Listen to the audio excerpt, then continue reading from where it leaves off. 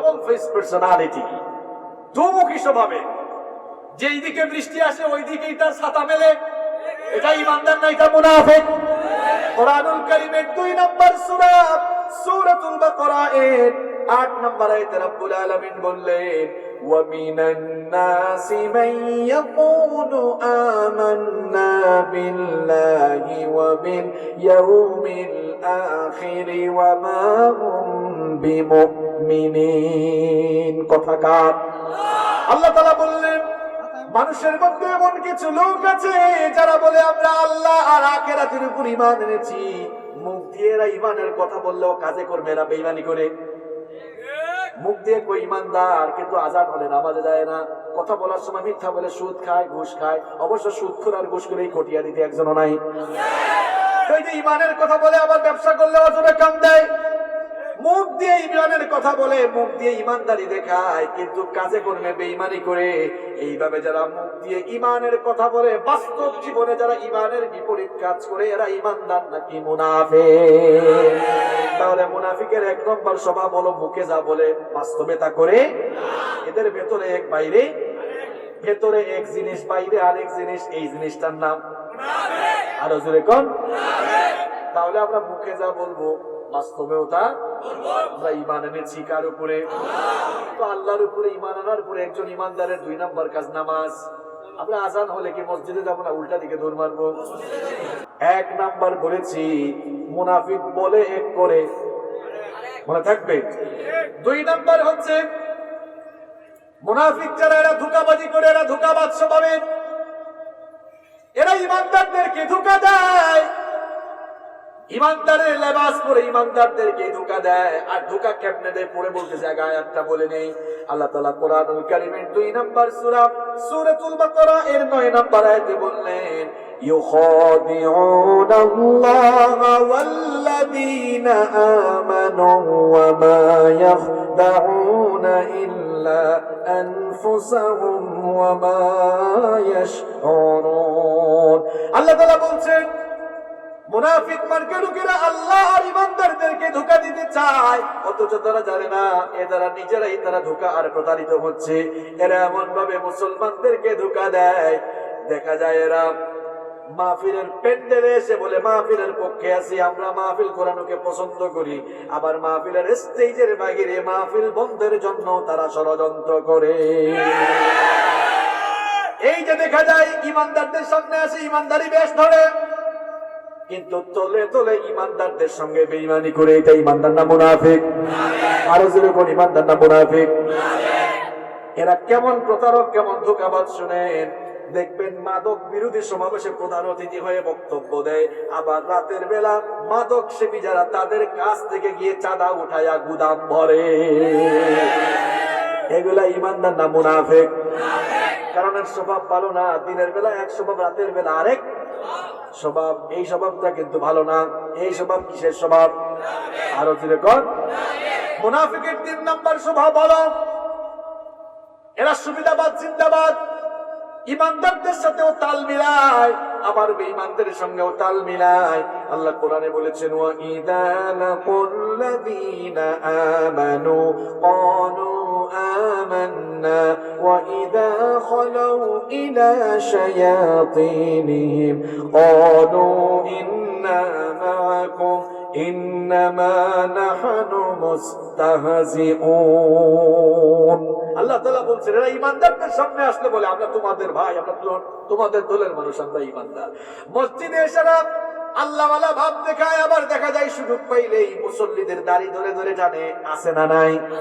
তার মানে স্বভাব কিন্তু ভালো না। ঈমানদারের সামনে এসে ঈমানদারি দেখায়, আবার বেঈমানদের সাথে গিয়ে মিলিত হয়ে ইসলামের বিরুদ্ধে কাজ করে। আছে না নাই?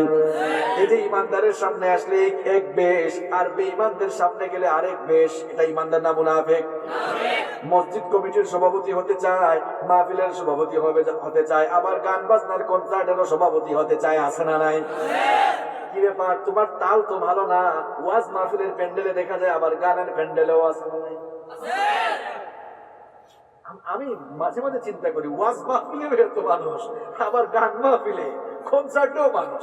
একদিন একজনকে বললাম, ঘটনা কি, এখানেও মানুষ ওইখানেও মানুষ। কয় হুজুর একই মানুষ 2 জায়গায় যায়। কি ভুল বলেছি?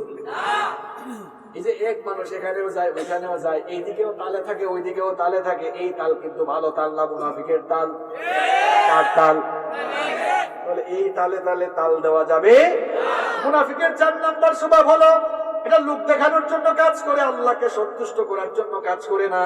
মানুষ বাহবা দিবে, মানুষের কাছ থেকে বাহবা পাওয়ার জন্য, মানুষকে খুশি করার জন্য কাজ করে, আল্লাহকে খুশি করার জন্য কাজ করে না। আল্লাহ তাআলা বলেছেন, ইন্নাল মুনাফিকিনা ইউখাদিউনাল্লাহা ওয়া হুয়া খাদিউহুম ওয়া ইযা ক্বামু ইলাস সালাতি ক্বামু কুসালা يراءون الناس ولا يذكرون الله إلا قليلا। কথাকার আল্লাহ বলেছেন মুনাফিকগুলো আল্লাহর সঙ্গে ধোঁকাবাজি করতে চায়, আর এদের স্বভাব হলো ইদা কামু ইলাস সালাতি কামু কুসালা, এরা যখন নামাজে দাঁড়ায় অলস ভাবে নামাজে দাঁড়ায়। ইউরাবুনান নাস, এরা মানুষকে দেখাবার জন্য নামাজে দাঁড়ায়। দেখা যায় সারা বছর নামাজের খোঁজ খবর নাই, মাঝে মাঝে নামাজ পড়ে মানুষকে খুশি করার জন্য, মানুষের কাছ থেকে সিম্পেথি নেওয়ার জন্য। আছে না নাই? এ নিজে কিন্তু নামাজ পড়ে না, দেখবেন ঠিক মতো 5 ওয়াক্তের নামাজ পড়ে না, কিন্তু জানাজায় আসে।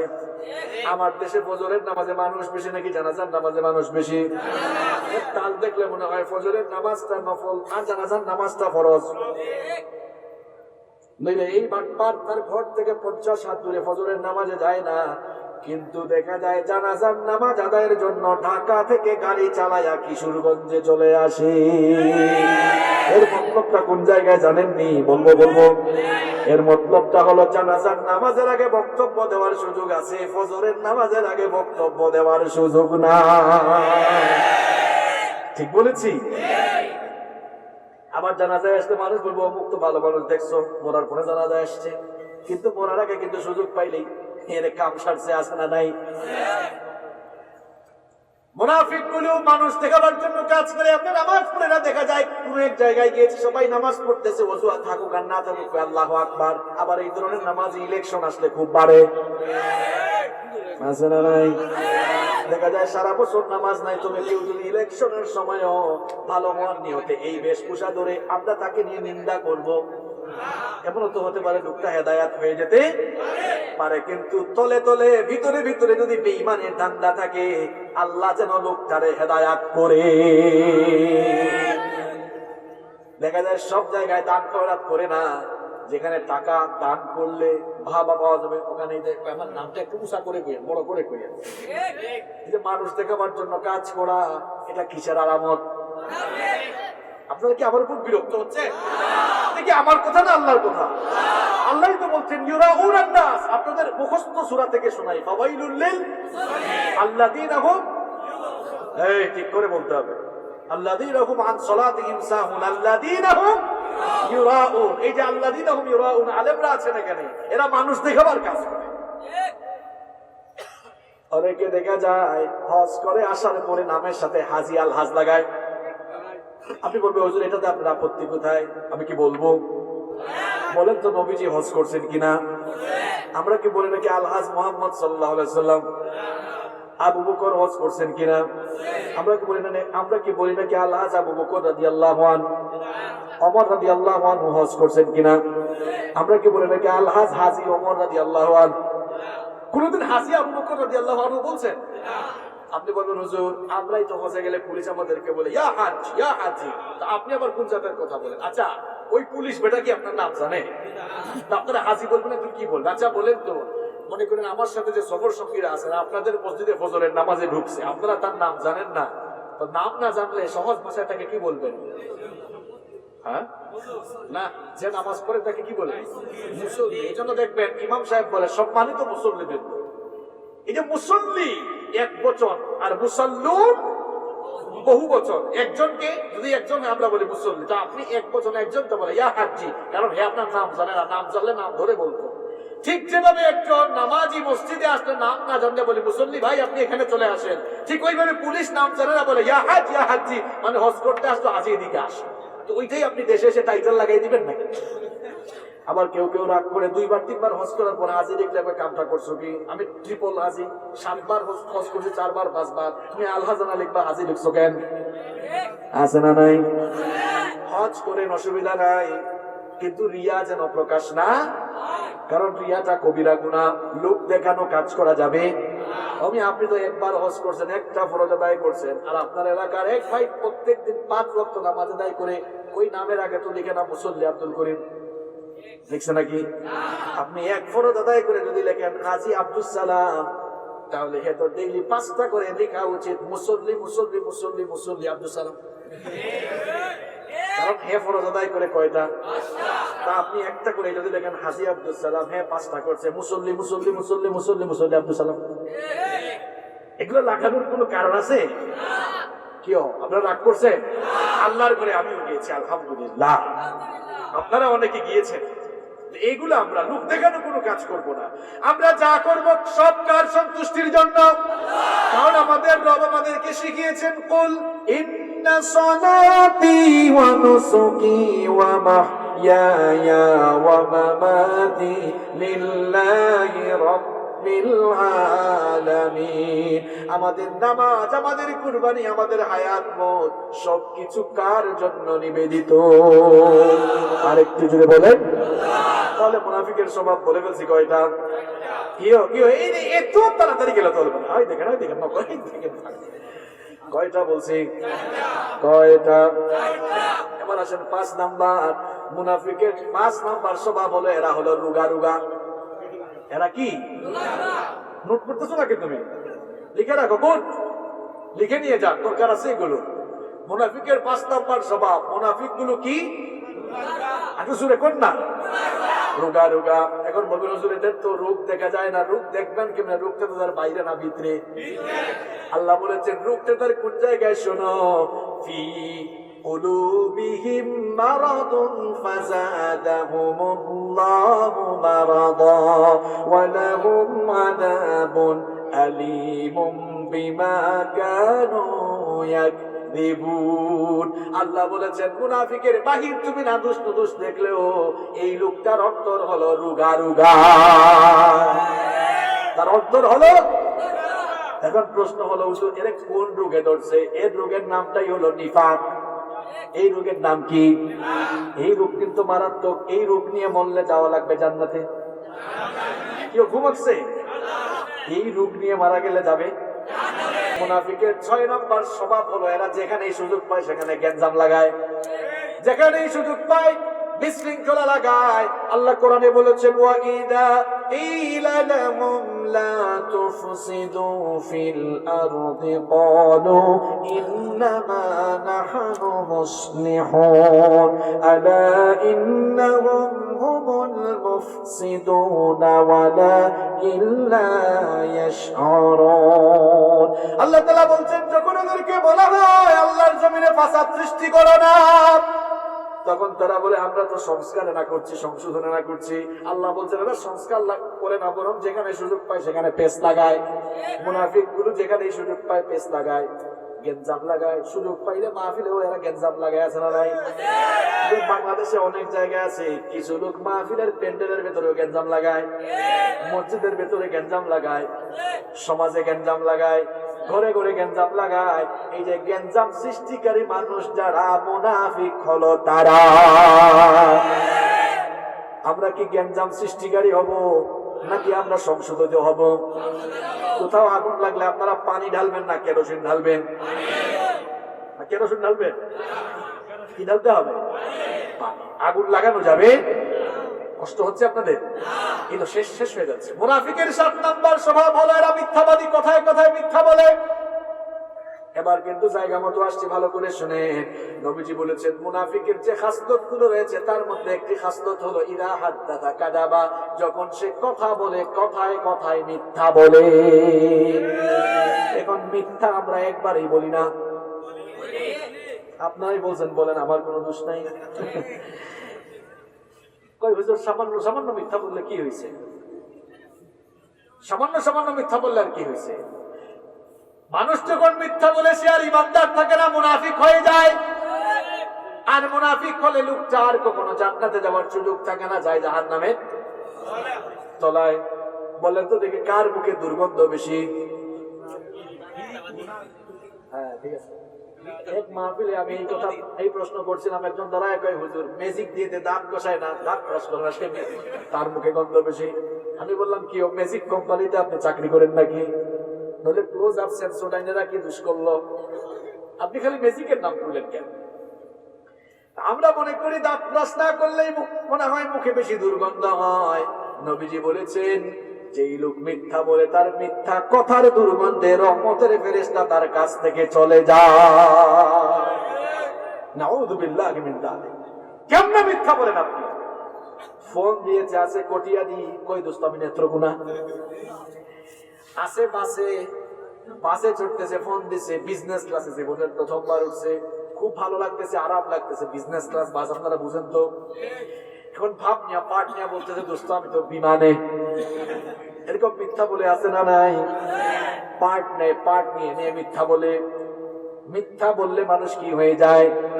আমার বাচ্চার সামনে মিথ্যা বলে বাচ্চাকেও মিথ্যা শিখে আছে না নাই? ঘটনা আরেকটা মনে পড়ছে, বলবো নাকি? এক বাপ ঘুরে এসে দেখলো ছেলে লিখতেছে, কয় বাবারে কি লেখা? খাতা আনো। খাতা যখন আনছে দেখি ছেলের হাতের লেখা খারাপ। কয় বাবারে তোমার হাতের লেখা তো ভালো না, আব্বু তোমাকে খাতায় লিখে দেই, এরপরে দেখে দেখে লিখো, দেখবা হ্যান্ড রাইটিং ভালো হবে। এবার বাবা ছেলের খাতায় লিখে দিছে সত্য মানুষকে মুক্তি দেয়, মিথ্যা মানুষকে ধ্বংস করে। এটা লিখে দিয়ে তারপর বললো খাতাটা নিয়ে যাও টেবিলে বসে, আব্বু যেভাবে লিখছে এভাবে দেখে দেখে লেখা ট্রাই করো। এবার ছেলে ট্রাই করতেছে, ওই সময় কে জানে দরজার মধ্যে কলিং বেল মারছে। এবার দরজার ফাঁক দিয়ে দেখে হায় হায় আবুল কালাম ভাই আসছে, টাকা পায় 10,000, কয় হাজার। ঘটনা তো খারাপ। এবার ছেলের কাছে এসে বলে বাবারে যাও দরজাটা খুলে বলো আব্বু বাসায় নাই। আব্বু এটা কি বলতেছে? এই যে খাতায় লিখছেন আপনি সত্য মানুষকে মুক্তি দেয়, মিথ্যা মানুষকে ধ্বংস করে, আবার আমাকে দিয়ে মিথ্যা বলান কেন? বাবা ছেলেকে কয় বাবারে খাতার লিখা খাতায় থাকুক, এখন তুই মিথ্যা বলে আগে আমারে নাজাত দে। এইরকম মিথ্যার প্র্যাকটিস আমাদের সমাজে আছে না নাই? আমরা বেশি বেশি মিথ্যা বলবো না ছাড়বো? কারা কারা আরো বেশি মিথ্যা বলবেন হাত তুলেন। তার মানে এরা খুব মনোযোগী হয়ে শুনতেছে, আলহামদুলিল্লাহ। মিথ্যা কথা বাদ দিতে পারবেন তো? খবরদার আমার ভাইরা মিথ্যা বলবেন না, কারণ মিথ্যা বললে মানুষ ইমানদার থাকে না, কি হয়ে যায়? আমরা মুনাফিক হতে চাই না, ইমানদার হতে চাই। আমরা ইমান নিয়ে বাঁচতে চাই, ইমান নিয়ে মরতে। মুনাফিকের 8 নম্বর স্বভাব হলো ওয়াদা করলে ওয়াদা ভাঙে, আছে না নাই? নবীজি বলেছেন ইদা ওয়াদা আখলাফা। মুনাফিকের স্বভাবের মানুষ তারা ওয়াদা ভঙ্গ করে। যারা একজনের কাছে টাকা নিছে, একজনের কাছ থেকে টাকা নিয়েছে, বলছে আগামী জুমাবারে দিয়ে দিব, কত জুমাবার যায় তার আর দেখা নাই। আপনাদের সঙ্গে এরকম ঘটে? আবার দেখবেন টাকা নিয়ে যাওয়ার পর হঠাৎ একদিন দেখা যাচ্ছে আপনি এই রাস্তা দিয়ে যাচ্ছেন, হে ওই দিক থেকে আসতেছে, আপনাদের দেখা মাত্র দৌড় দেয়, মনে হয় রেপ ভাব। এরকম আছে না নাই? তো টাকা দিতে পারেন না, কি হয়েছে? আপনি এসে বলেন ভাই আমাকে আরো কিছু সময় দেন, তাও তো মুনাফিক আপনি হতেন না। এইরকম ধোঁকাবাজি করার তো কোনো দরকার ছিল? আবার আমরা অনেক সময় অনেক ওয়াদা করি, এই যে ইলেকশন এসেছে, বাপরে আলোচনার তালে কারেন্ট আসছে, আলহামদুলিল্লাহ। ইলেকশন আসলেও কিন্তু ওয়াদা বাড়ে না কমে। তো একদম সবকিছু ক্লিন করে দিব, এটা করবো ওইটা করবো। আপনি যে ওয়াদা করতেছেন বুঝে যেতে করতেছেন। আপনি বলবেন হুজুর আপনার কি মানুষকে বলবেন? হ্যাঁ বলেন। আপনি আরো শালীন ভাষায়, সুন্দর ভাষায় মানুষকে আকর্ষিত করার জন্য বলেন যে আমার বাবারা, আমার ভাইরা, আপনারা আমাকে আপনাদের খাদেম বানান। যদি আপনারা আমাকে আপনাদের খাদেম বানান, আমি আমার সর্বোচ্চটুকু মিলিয়ে দিয়ে আপনাদের উন্নয়নে কাজ করব। কথাটা শালীন না অশালীন? সুন্দর না অসুন্দর? এটা করে ফেলবো, ওইটা করে ফেলবো। এরপরে যে করেন না, ওয়াদা যে ভঙ্গ করে ফেলেন, তখন কি হয়ে যান আপনি? কি দরকার? সুন্দরভাবে বলেন, সুন্দরভাবে বলেন, তাহলে আপনার ওয়াদা ঠিক থাকবে, জবানটা আপনার ঠিক থাকবে। জবান নাপাক করা যাবে। আমরা ওয়াদা করলে ওয়াদা ভাঙবো। এরপরে মুনাফিকের 9 নম্বর স্বভাব হলো মুনাফিক গুলো আমানতের খেয়ানতকারী হয়। আমানতের খেয়ানত আমাদের সমাজে নাই।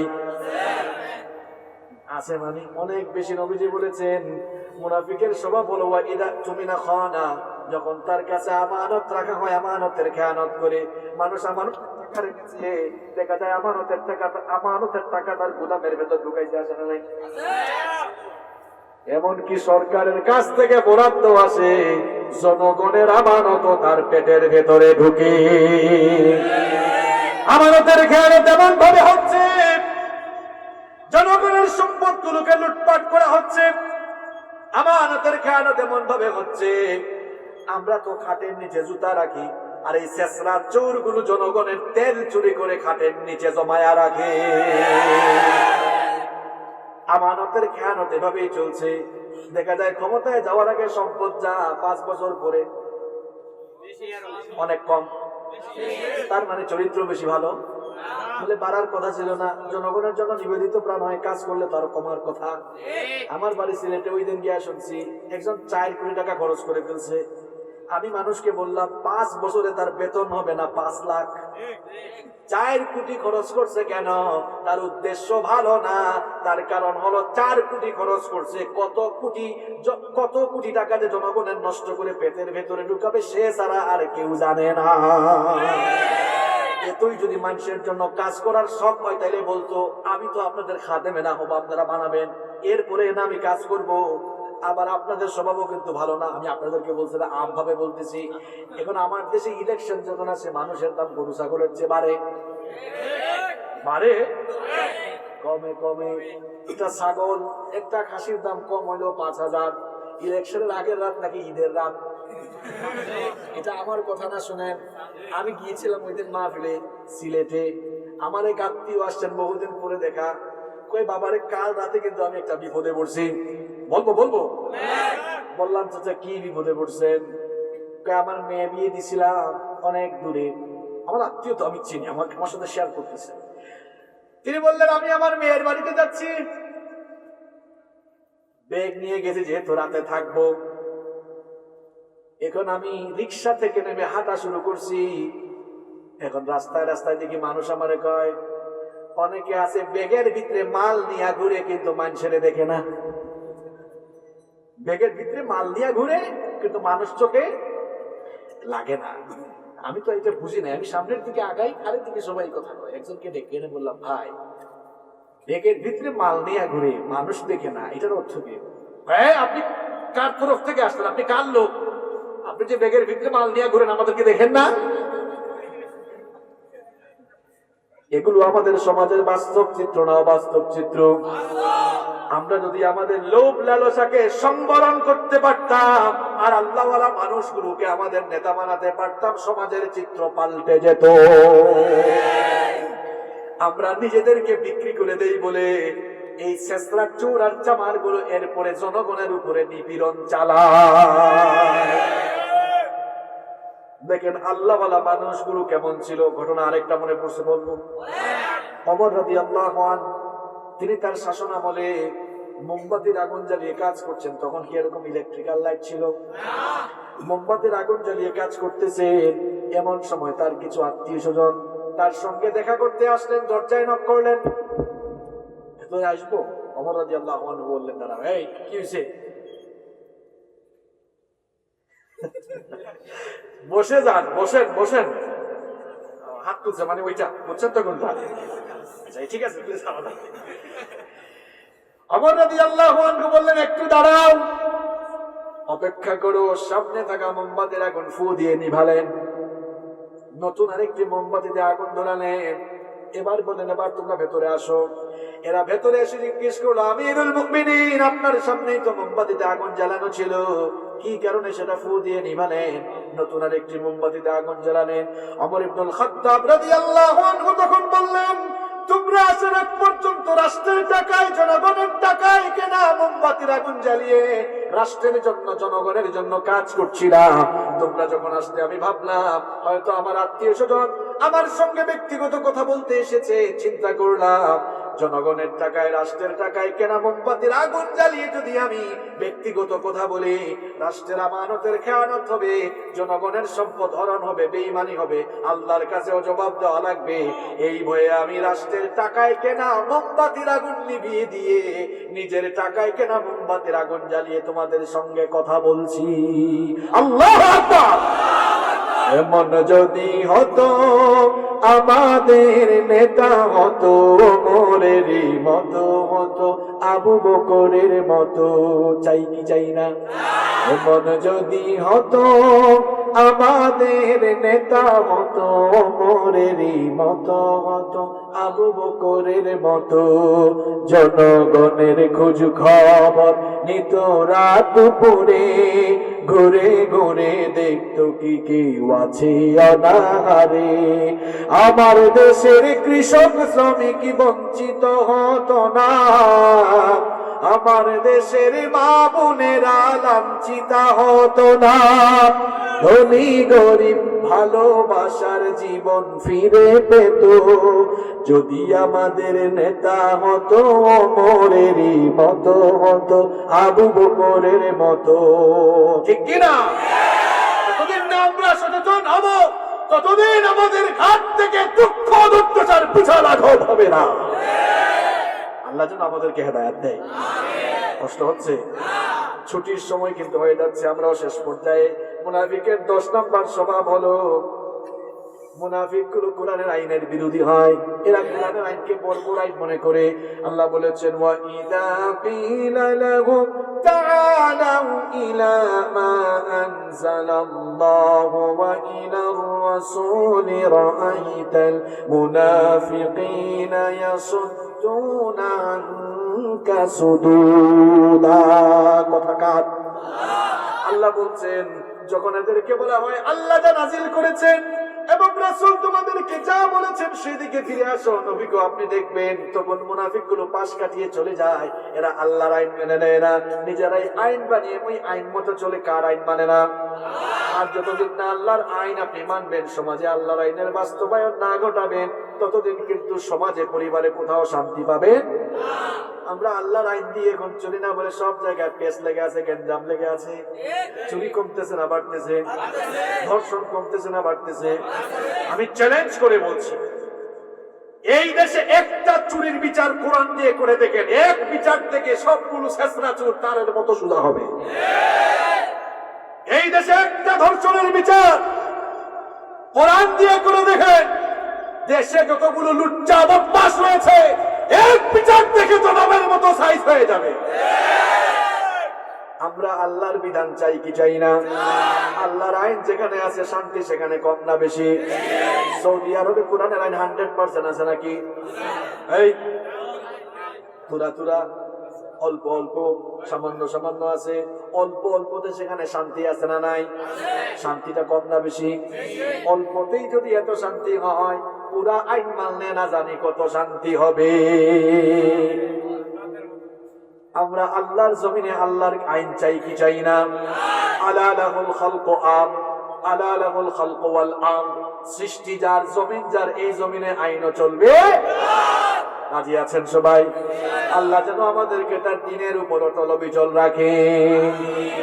মুনাফিকের 11 নম্বর স্বভাব হলো, মুনাফিকগুলো সব সময় ভয়ে ভয়ে থাকে। কিসের ভয় বলে ফেলবো? সব সময় ভয়ে থাকে, না জানি কোন সূরার কোন আয়াত দিয়ে আমার চরিত্র ফাঁস হয়। নবীজির যুগে যখন কোরআন নাজিল হচ্ছিল মুনাফিকগুলো ভয়ে থাকতো। এই ঘটনা আল্লাহ কোরআনে তুলে দিয়েছেন। আল্লাহ বলছেন, ইয়াহদারুল মুনাফিকুনা আন তুনাজ্জালা আলাইহিম সূরাতুন তুনাব্বিউহুম বিমা ফি কুলুবিহিম ইলা আখিরিল আয়াত। আল্লাহ তাআলা বলছেন, নবী গো, এটা সূরা তাওবার 64 নম্বর আয়াত। আল্লাহ তাআলা বলছেন, নবী গো, এই মুনাফিকগুলো ভয়ে থাকে, না জানে কোন সময় কোন আয়াত নাজিল করে এদের চরিত্র ফাঁস হয়। দেখবেন মুনাফিকি স্বভাবের মানুষ যারা মসজিদে ঢুকলে এমনকি সব জায়গায় এদেরকে চেনা যায়। এদের জন্য হুজুর ঠিক মতো ওয়াজও করতে পারে না, মসজিদে ইমামের ইমামতিও টিকে না। ইমাম সাহেব খুব ভালো মানুষ, আসছিল একটা ভালো হুজুর, মসজিদে প্রথম দিনে সুদের বিরুদ্ধে ওয়াজ শুরু করছে। সভাপতির ঘরে খাইতে গিয়েছে, সভাপতি কয়, হুজুর সব কথাই দেখি আজকে আমারে কইলেন। আছে না নাই? এরপরে আপনারা দেখবেন মুনাফিকি স্বভাবের মানুষ যারা এরা হক কথা বলতেও দেয় না। ইমাম সাহেব সুদের বিরুদ্ধে ওয়াজ করতেছে, এখন দেখা যায় সভাপতি কাশি দেয়,